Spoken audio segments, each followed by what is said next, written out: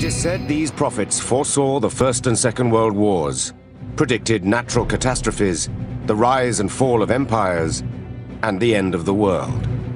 From the ancient Mayan astrologers to the legendary Nostradamus to the celebrated visionaries of today, we are going to visit the past and the present's most extraordinary prophets and seers. 4, 3, 2. We'll hear their most spine-chilling forecasts. There is a great purification coming. Times of dire cataclysm, death, devastation. And observe the man who outshines them all. Well, Edgar Cayce made some extraordinary predictions beyond what we could imagine. He would read the body as though he were an X-ray machine. Edgar Cayce was clearly the most gifted psychic of the 20th century.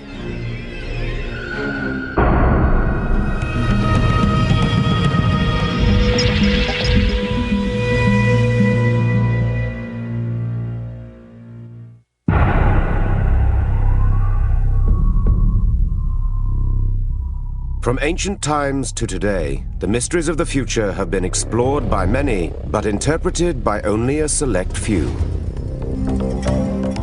Prophecy has a rich and controversial history, but its most celebrated figure is, without a doubt, Michel de Notre Dame, better known to us as Nostradamus. He was seen as a prophet of doom because of his dark visions of the future. But Nostradamus used astrology, magic, and medicine to look across space and time at all things. Nostradamus was a very famous person in his own time, even before he started writing the things that made him famous. He was the court physician and astrologer to the Queen of France. Primarily a physician, Nostradamus was a Renaissance man in many ways. Over 500 years after his birth, he is chiefly remembered for his book Les Prophéties, a collection of 1,000 visionary quatrains that he wrote between 1555 and 1558.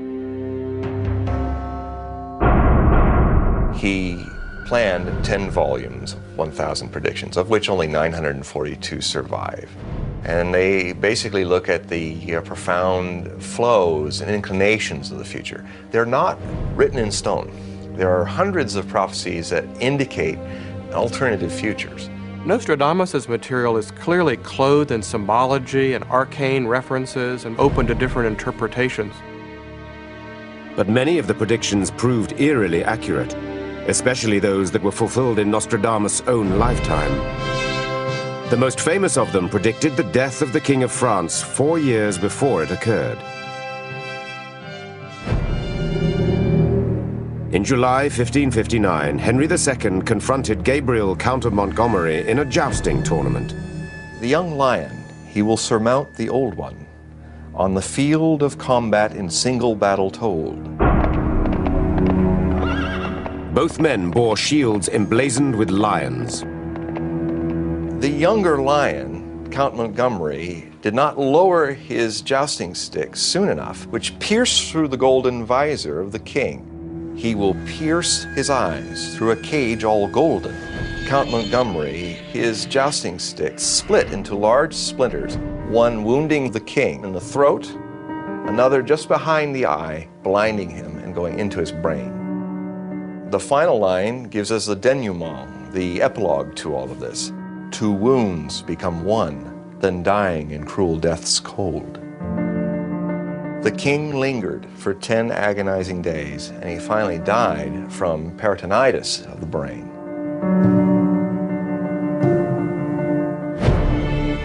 It is thought possible that Nostradamus predicted the French Revolution.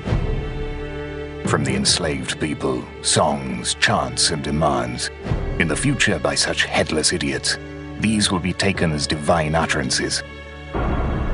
The ascendancy and fall of Napoleon. From the simple soldier, he will aspire to empire. From a short robe, he will aspire to the long. And Hitler's rise to power. The greater part of the battlefield will be against Hister, when the child of Germany observes nothing. He also had ominous visions of the new millennium. The year of the great 7th number is accomplished, appearing at the time of the Games of Slaughter, not far from the age of the great millennium when the dead will come out of their graves. This bleak vision of our times has not come to pass, at least not yet. But Nostradamus continues to command great respect as a prophet. Why people get so convinced that Nostradamus knew what he was talking about is that once you set an interpretation on a given quatrain and you think you know the historical event that it refers to, it's really hard to see that there could have been other alternatives that would have worked just as well. Nostradamus was not unique. Across the English Channel in Knaresborough in Yorkshire, another seer was also experiencing similar vivid visions of the future. Mother Shipton was a contemporary of Nostradamus. She was born in the late 1400s and died in 1561, just about 5 years before Nostradamus. In verse, Mother Shipton is said to have given detailed descriptions of a future that was yet to unfold. And now a word in uncouth rhyme of what shall be in future time. Around the world men's thoughts will fly, quick as the twinkling of an eye. Beneath the water men shall walk, shall ride, shall sleep, shall even talk. For in these wondrous far-off days, the women shall adopt a craze to dress like men and trousers wear, and cut off their locks of hair. It is said she also predicted the Second World War and the end of the world. In 1926, build houses light with straw and sticks, for then shall mighty wars be planned, and fire and sword shall sweep the land. For those who live the century through, in fear and trembling this shall do, for storms shall rage and oceans roar when Gabriel stands on sea and shore, and as he blows his wondrous horn, old worlds shall die and new be born. Was she foreseeing the future or simply imagining it? Prophets, if they were archers, what they would do is shoot an arrow into the wall and then have somebody paint a target around it. They let out this vague kind of statement that could be read multiple ways, and they rely on their hearers to put the interpretation into it that fits best for them. There is another seer whose chilling predictions continue to echo down the centuries. He is Saint Malachi, canonized in 1190. Malachi was a reforming Catholic prelate born in Armagh in 1094. On a visit to Rome, he was struck by a vision.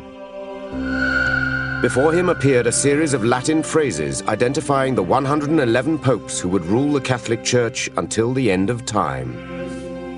He uttered 111 Latin mottos, which are supposed to represent the nature, the name or destiny, or the coat of arms of every pope until Judgment Day. Many of the phrases are considered too precise to be the results of chance. John the 23rd, the 107th pope in the prophecy, is referred to as Pastor et Nortam, priest and sailor. Before becoming pope in 1958, he was the Patriarch of Venice. Paul VI is Flos Floram, flower among flowers. His coat of arms is a lily among lilies. John Paul II, who is called De Labor Solis in the prophecies, which means the sun's eclipse, the sun's labor. He is the only pontiff on the list that was born on an eclipse and later entombed during an eclipse. And the 111th, the final pope in the prophecy? De Gloria Olivae, from the glory of the olive. That's the current Benedict XVI. At the end of the list, Malachi is said to have uttered a final doom-laden phrase, this one unnumbered. During the final persecution, the seat of the Holy Roman Church will be occupied by Peter the Roman, who will feed the sheep in many tribulations, after which the seven-hilled city will be destroyed, and the terrible judge will judge his people. The end. Is Malachi describing the end of the Catholic Church or the end of the world? Is Peter the Roman the last pope who will follow the current pontiff, Benedict XVI? Some experts consider that since the motto is unnumbered, they are actually one and the same. Malachi, Nostradamus, and Mother Shipton all predicted events that have since become history. But who are today's forecasters, and what can they tell us about our faith? 8, 15, 22, 29, Robert Zola is a medievalist astrologer, a modern Nostradamus. For 30 years, he has been studying the stars in order to decipher the future, and he's made some predictions of surprising accuracy. America will have a new president, and he will be in the stamp of Bush, a younger, more inexperienced version from the same house. There is an increasing threat to the U.S. citizens, and this is particularly so on the eastern seaboard. If the U.S. does not cease acting incompetently, it will invite the depredations of adventurers such as Osama bin Laden and Saddam. The greatest period of danger is in September 2001. Sheer coincidence, or did the stars actually foretell the events? Number is actually the key to astrology. The sequence of integers between 1 and 9, and later the addition of 0, was seen by some of the ancients as being the basic principles or whereby being became articulated into something. Astrology rests upon this kind of thinking. The signs themselves come down to number. Why it seems to work is an enigma, but many ancient civilizations fervently believed that the stars and nature held the answers to the mysteries of life. The Mayans and the Hopis, as virtually all indigenous people throughout the world, were very connected to the sky. The Mayans in particular were very sophisticated in noticing the rhythms of the heavens and building elaborate calendars with great accuracy. The Mayan calendar, which was designed to calculate the progress of the seasons, was also a tool of prophecy. The calendar ends abruptly on the 21st of December, 2012, and Mayan prophecy describes bleak events surrounding that time. The face of the sun will be extinguished because of the great tempest. In a similar way, another Native American culture, the Hopis, have a prophecy that there would be times of great destruction, a day of great purification. These are the signs that great destruction is here. The world shall rock to and fro. The white man will battle people in other lands, those who possess the first light of wisdom. The fourth world shall end soon, and the fifth world will begin. The Hopi Indians in their final warnings are saying the world has been destroyed and reborn at least 4 times. Many native traditions say 4 times, and we're entering the 5th time. But according to many historians, these common themes in prophecy are nothing more than the inevitable patterns and rhythms of history. All prophets are predicting similar sorts of things. They're essentially talking about how history sort of repeats itself, and you'll get the same sorts of things in cycles. Perhaps. But there is one man whose prophetic and predictive talents continue to baffle even the most skeptical of critics. With only a smattering of education, he revealed secrets of the past. He predicted wars, diagnosed and cured illnesses, and saw cataclysmic changes to our planet that only scientists could have described. And he did it all in his sleep. For 43 years of his life, Edgar Cayce demonstrated a mystifying ability to put himself in a trance and give people around him detailed information about virtually anything they asked, relating to the present, the past, or the future. Edgar Cayce is probably the most profoundly important clairvoyant of all time. He was clearly the most gifted psychic of the 20th century. Cayce predicted the Second World War, the death of presidents, the future of medicine. He also diagnosed illnesses, and all in his sleep. His psychic readings, all 14,306 of them, are archived and catalogued at the Association for Research and Enlightenment in Virginia. They constitute the largest collection of psychic material from a single source in the world. Edgar Cayce didn't give 10, 20, 500 readings in his career. He gave 14,000. Think of a Las Vegas stage performer having to come up with a different routine twice a day, every day for 45 years. It's just not possible. Edgar Cayce gave readings about many, many different subjects. Nostradamus wasn't quite as eclectic. But like Nostradamus, Cayce was much sought after in his lifetime, and like his French counterpart, he also remained extremely modest about his gift. Both of them were men who were deeply committed to a life of compassion and service to others. Both were very interested in health and healing. Nostradamus was a physician. Edgar Cayce was an intuitive diagnostic physician of sorts. Edgar Cayce and Nostradamus both started as healers, but later became more famous as prophets. Edgar Cayce's fateful journey through life started in 1877 near Hopkinsville, a small town of tobacco farmers in rural Kentucky. Edgar Cayce's family was typical of middle-class American rural people at the turn of the 20th century. They made their living primarily from the production of dark tobacco, wheat and corn and livestock. They were church-going people on Sunday, a straightforward, dignified people, the men of whom were certainly given to the heavy use of tobacco and occasional strong drink. Cayce was a seriously odd child. He was not the kind of child you would wish on any two parents. As a child, he was surprised to discover that other children didn't have the same sort of experiences that he had.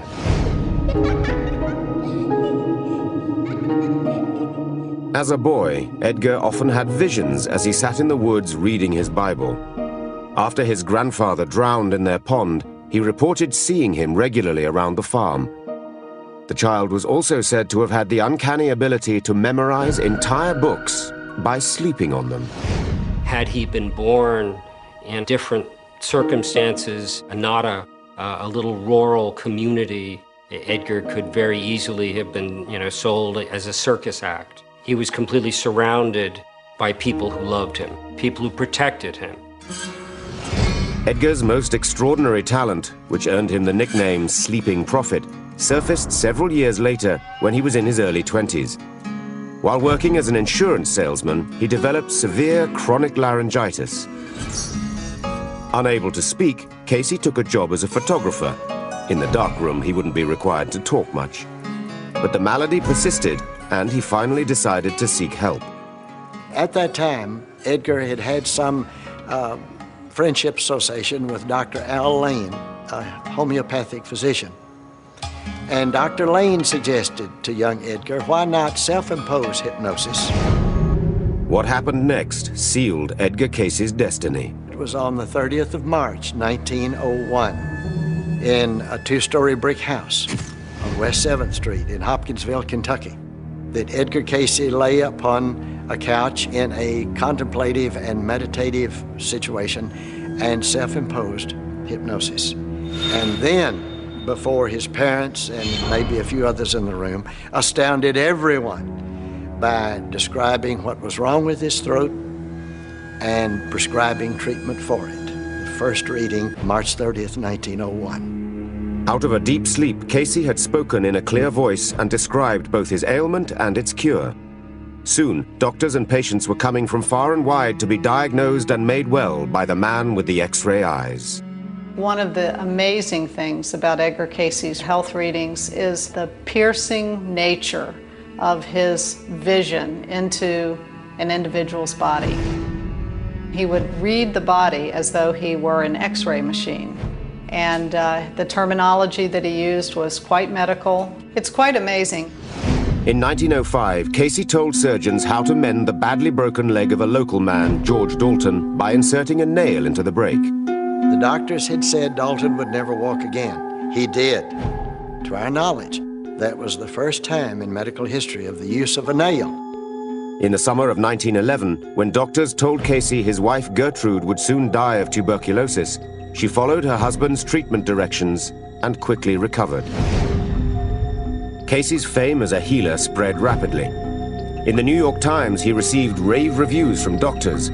One wrote, "His psychologic terms would do credit to any professor of nervous anatomy, while in his normal state he is an illiterate man, especially along the lines of medicine, surgery, or pharmacy, of which he knows nothing." The predictions were amazingly precise in their detail, but his method was simplicity itself. It wasn't anything mysterious. He would simply lie down on a couch. He would, if he had a tie or collar on, he'd loosen his collar, loosen his shoelaces, and just cross his hands over his stomach and just relax. There was a window, maybe 30 seconds, maybe 60 seconds, when his eyes began to flutter. And It was at that moment that you could put a question to Edgar Cayce. All he had to know was the name of the person the reading was for and where he was at the time of the reading. Could be in California or Kalamazoo, it didn't matter. Strangely, whether he gave a diagnosis or predicted the future, Cayce forgot all about it as soon as he opened his eyes. He didn't remember anything. He didn't remember anything that he said at the reading. And soon some unscrupulous clients caught on. People would slip in a question about who's going to win a horse race or what's going to happen in the stock market. And he would answer them, much to their profit. As clients got rich, Cayce started to suffer from inexplicable migraine headaches. Where there were selfish purposes involved, it was as if the radar screen got fuzzy. He couldn't tune in as clearly or as accurately. It made him ill or made him upset stomach. He just said, I'm through. I'm not doing this anymore. In 1912, with Gertrude and his little son Hugh Lynn in tow, a disillusioned Cayce left Hopkinsville and the predictions behind him and moved to Selma in Alabama, where he resumed work as a photographer. He continued that work until my brother dropped a match in a partially filled can of flashlight powder and it burned his face terribly. And all the doctors said, well, he'll never see again, and my brother asked my father for a reading. 2 weeks later, after following his father's instructions to the letter, Hugh Lynn's eye was as good as new. Dad realized that he could help people again and that he thought that maybe that's what he ought to do. But he made it a rule that Mother would be the one who asked the questions, so nothing could happen like happened in Hopkinsville. Edgar Cayce was poised to discover new, amazing abilities. His spine-chilling visions were about to turn him into the most famous prophet of the 20th century.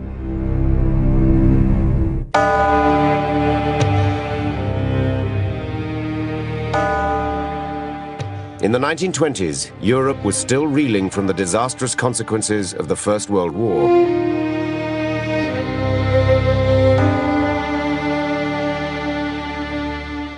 But across the Atlantic, America was enjoying its ascendancy to global superpower status. It was a time of frivolity and fun and rapid social change. Big corporations were forming, technology was on the rise, and we were changing from an earlier, simpler people to a much more complicated society. Edgar Cayce represents, as do great actors or poets, an individual who speaks out of the collective need of his time and place and culture. Clients consulted Cayce about everything under the sun.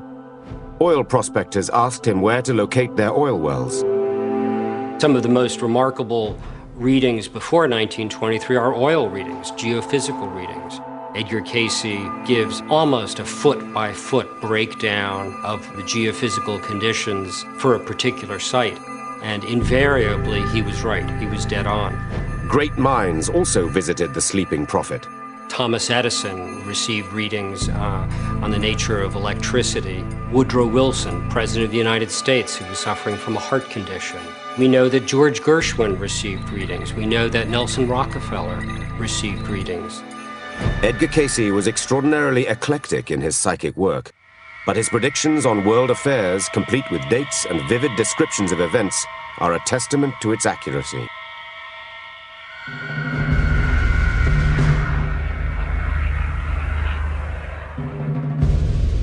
Some of the world affairs readings are absolutely scary. It was like he was reading the headlines 4 years in advance, consistently. He's under trance in 1925, asked by a client how the future of business will be, and he says, better pull your stocks out. In the adverse forces that will come then in 1929, care should be taken, lest this be taken from the entity.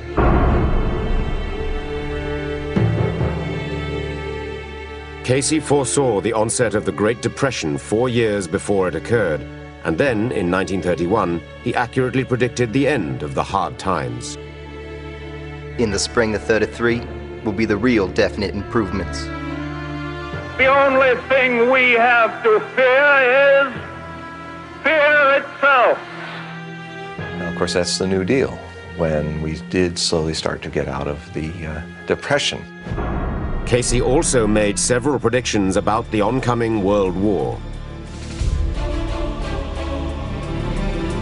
In 1935, Edgar Cayce was giving a reading to a 29-year-old freight agent, and the individual wanted to know about affairs of an international nature. Cayce predicted that there would be an alliance between the Austrians, the Germans, and the Japanese. He says in the reading, "And unless there is interference from the divine, the whole world will be set on fire." In 1935, no one had any idea that any of this was about to happen. The League of Nations was still in being. Another war seemed implausible. And yet, Edgar Cayce seems to have had a psychic sensitivity to the coming of World War II. There were certainly things in the news that were the clouds of this coming war, but he targeted the time in which it might begin to occur and even its end, and many of the dynamics that went on during those war years. Cayce also foresaw social upheavals that would develop long after his death in 1945. Now is the time to rise from the dark and desolate valley of segregation to the sunlit path of racial justice. Edgar Cayce's accuracy with predictions is also suggested by his statements about how mob rule could potentially happen in the United States, particularly if there weren't some social changes. Ye ought to have a division in thy own land, before ye have the second of the presidents that next will not live through his office. A mob rule. In April 1945, Roosevelt died in office. Kennedy was assassinated in November 1963, at a time when the civil rights movement was exploding. That one instance points to how important it is to see that Edgar Cayce was also a commentator on social affairs. He said that unless there would be a kind of leveling that would come in society, that there couldn't be one rule for those who were rich and privileged and a different rule for those that were the have-nots, that we were in for tremendous, difficult changes in our culture. With this faith, we will be able to work together, to pray together, to struggle together, to go to jail together, to stand up for freedom together. Cayce was not a Republican or a Democrat. He wasn't trying to advocate any particular political agenda, but he clearly had a moral sense about something that needed to be achieved if we were to fulfill our destiny as a nation. Cayce's visions would be lost to us today if it wasn't for Gladys Davis. She was a young stenographer Cayce engaged in 1923 to record every word he uttered while in a trance. She was much more than a stenographer. She really completed the work. And it's because of Gladys Davis that we have the readings today. I felt an instant attraction to this man. I just trusted him.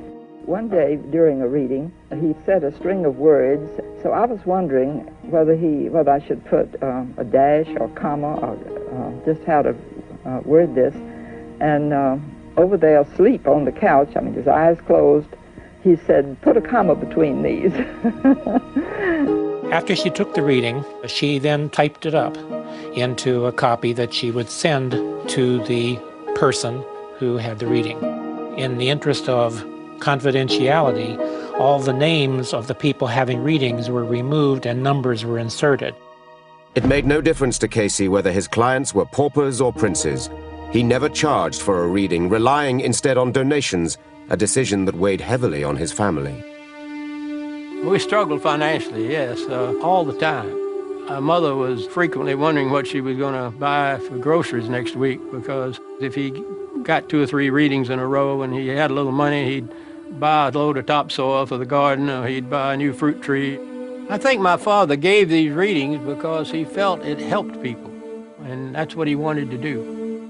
Cayce's great ambition was to open a hospital where his patients could receive the treatments he prescribed in his medical readings. In 1925, he moved to Virginia Beach, where 3 years later the hospital opened. It closed in 1931, in the middle of the Great Depression. After the hospital had folded and, he'd lost everything, I heard him say that was probably the saddest time of his life. But in good times and in bad, Edgar Cayce never lost his prophetic touch.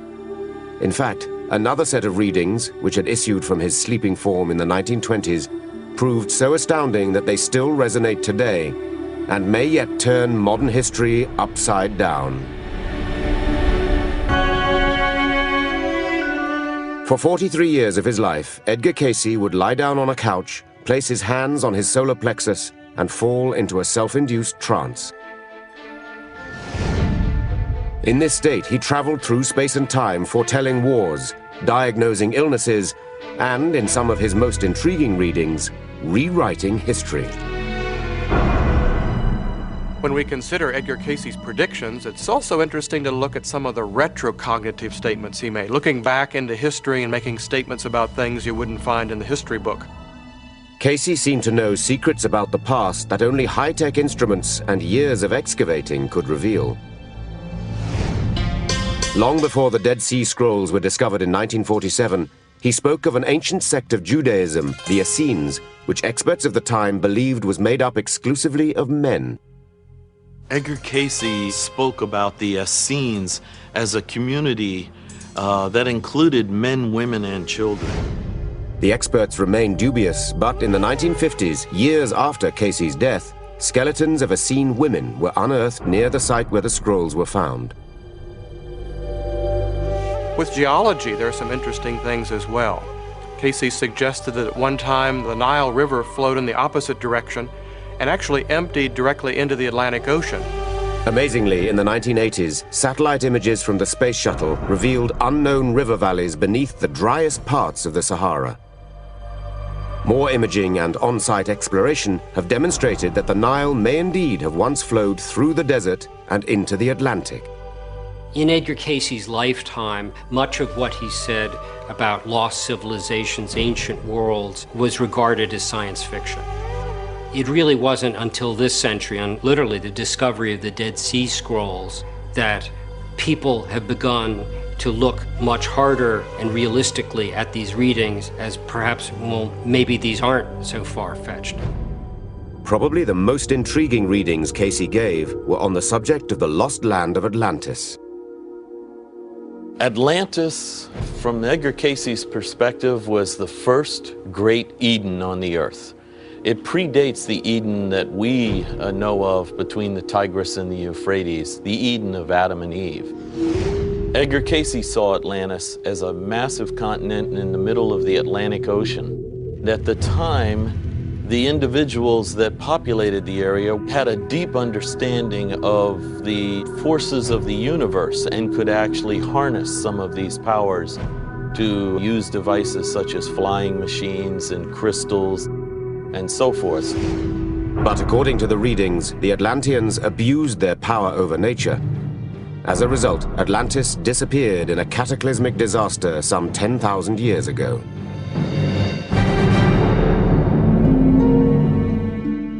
Cayce's most specific prophecy in terms of date asserted a part of Atlantis would rise again in 1968. It didn't. But that year, a strange formation known as the Bimini Road was discovered in the Bahamas. Most geologists think it's beach rock. Beach rock is rock that fractures parallel to the shore. Well, this is parallel to the shore, but the end of it curves around in a kind of a J shape, so that's unusual. No conclusive evidence has yet been amassed that proves Atlantis lies beneath the Bahamas. But according to Cayce, Bimini isn't our only link to the lost continent. Before the final destruction, he said, Atlanteans hid records of their earliest history in other locations. One was in the Yucatan Peninsula, the other was off the right front paw of the Sphinx in Egypt. In the early 1990s, Dr. Robert Schoch, a professor of geology at Boston University, conducted geological and seismic surveys on the Sphinx. I was not in the business to support Edgar Cayce or any other, I'll call him psychic or prophet. I really knew nothing about him other than his name. Schoch and his team were about to make an interesting discovery. We were able to model what was underneath the Great Sphinx. We found under and in front of the left paw of the Sphinx what I believe is a major chamber, maybe up to 25 meters below the surface. Based on its regularity, it looks like it was human carved. And not only is it definitely there, but it seems to have something in it. The way it resonated, the way it ringed, seems to indicate there's something in the chamber. Is it the Atlanteans' Hall of Records that Cayce spoke of? No one has explored the matter further, And as fascinating as they are, Cayce's Atlantis prophecies have so far not been vindicated.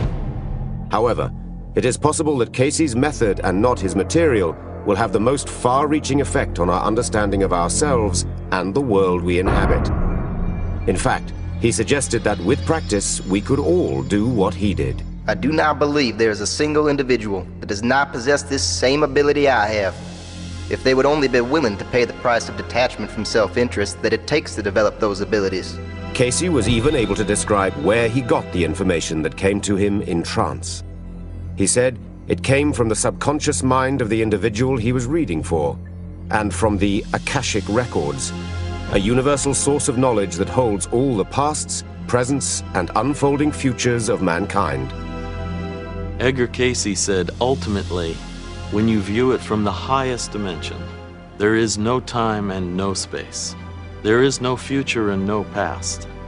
It all is occurring in one fascinating moment of expression, but time is an illusion that has purpose. Cayce's readings also suggested that we could have an impact on the future. This radical notion was shared by Nostradamus. Edgar Cayce and Nostradamus both shared the belief that the future was malleable, changeable. It's also true that if you're a prophet, you're also a propagandist. You're trying to persuade, often, the future to change. Why would Cayce want the future to be changed, and what cataclysmic prophecies did he make for the third millennium? Edgar Cayce made some extraordinary and spectacular Earth change predictions, something that would be catastrophic, probably even beyond what we could imagine.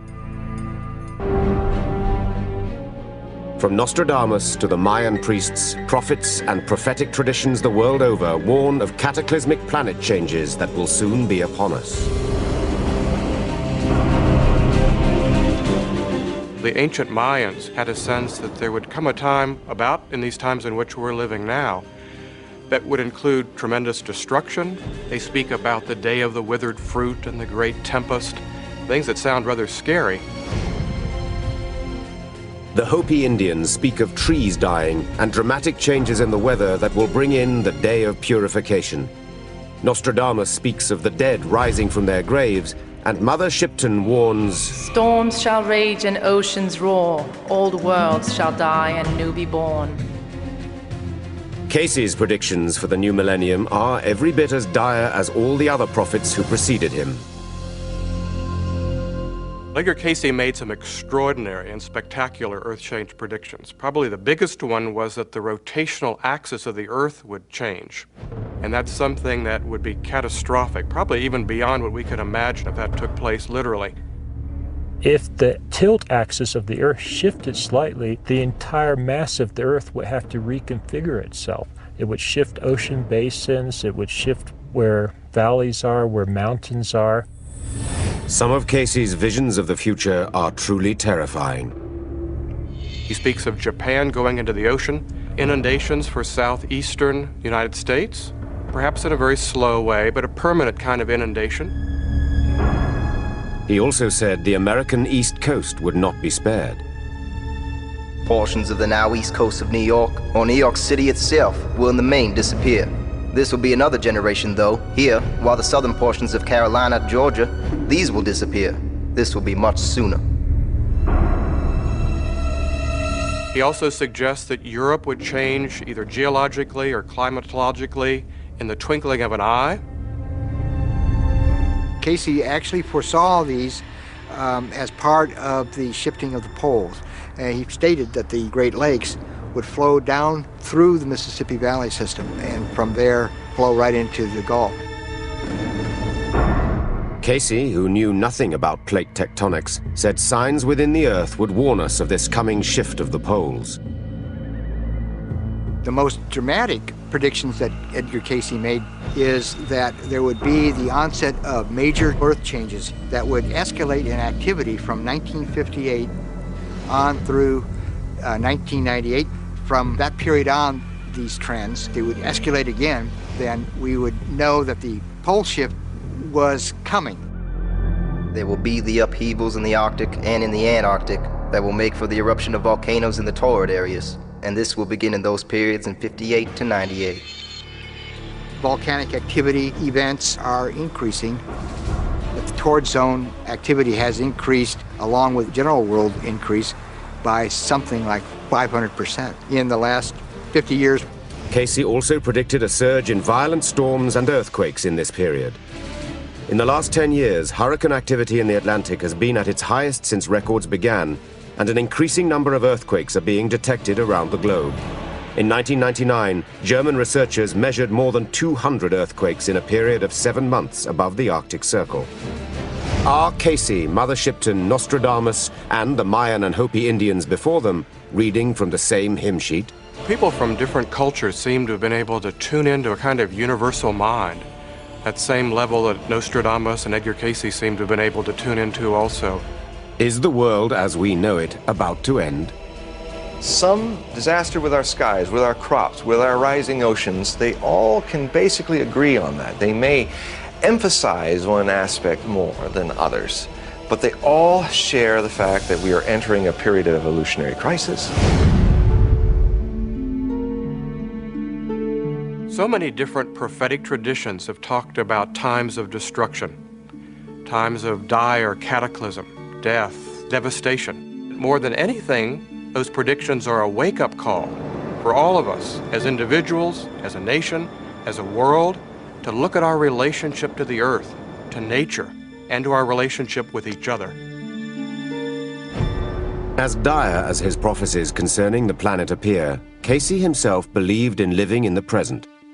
He also believed, like Nostradamus and other prophets before him, that mankind plays a crucial role in how the future will unfold. In 1939, as Cayce had predicted, a Second World War broke out. And in 1941, as America became entangled in the conflict, more and more people wrote to him or went to him, asking about the fate of loved ones who were fighting abroad. Edgar, in his own readings, was reminded to give not more than 2 a day, one in the morning and one in the afternoon, because each psychic reading was emotionally draining to a system. Well, Edgar Cayce could not say no to people, and that ultimately brought his downfall, because by the summer of 1944, he was giving 7 and 8 readings a day. In September 1944, fatigued and depleted, Edgar Cayce suffered a stroke. He died on the 3rd of January 1945 in Virginia Beach. He was buried in his hometown of Hopkinsville, Kentucky. Outside the cemetery, a bronze plaque stands as a testament to his work. To many people, he was more than a prophet. Relegating Edgar Cayce to the place of someone who simply predicted the future makes Edgar Cayce an event. And in my opinion, the material is so helpful, so valuable, that it's much more a source of information that help people in the here and now. He isn't any one thing. That is, you can't stick him in a box and label it mystic. You can't stick him in a box and label him psychic. You can't stick him in a box and label him prophet. At the end of the day, Edgar Cayce's readings are not about whether he was right or wrong about Egyptian or Atlantean history, or whether there even was that kind of history. I think at the end of the day, what matters is that he helps us to better understand who we are and why we're here. Today, the psychic materials of Edgar Cayce continue to provide insights into almost every subject under the sun. Whatever he did and however he did it, Cayce, like all the great seers before him, left us a vision of what our future could be. Whether or not that future will unfold remains to be seen.